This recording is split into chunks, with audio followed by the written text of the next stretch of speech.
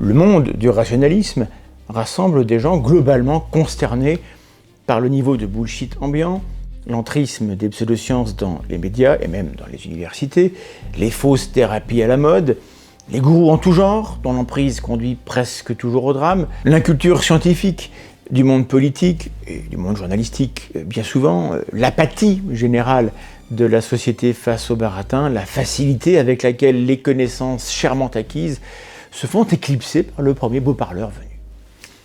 Ce sentiment partagé, il n'est pas suffisant pour que tous les rationalistes soient d'accord entre eux.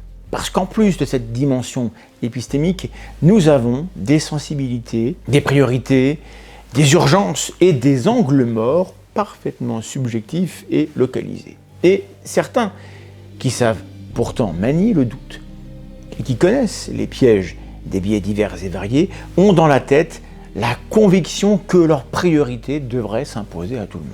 C'est un peu le point de départ de l'histoire des Ziziens, ce petit groupe de militants américains pour le rationalisme, la tolérance et l'altruisme efficace qui fait sécession avec la communauté sceptique, qu'ils jugent incapable de respecter des valeurs essentielles, et qui va se radicaliser très rapidement jusqu'au meurtre.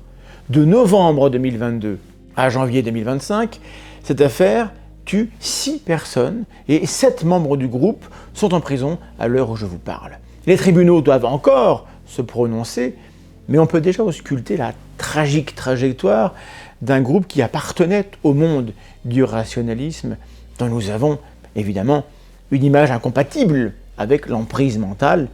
Et le crime, on imagine ça davantage dans des sphères spiritualistes, fanatiques, et chez nous ça peut aussi se produire. Alors, ne ratez pas l'épisode du Bureau du Bizarre qui est consacré à cette histoire.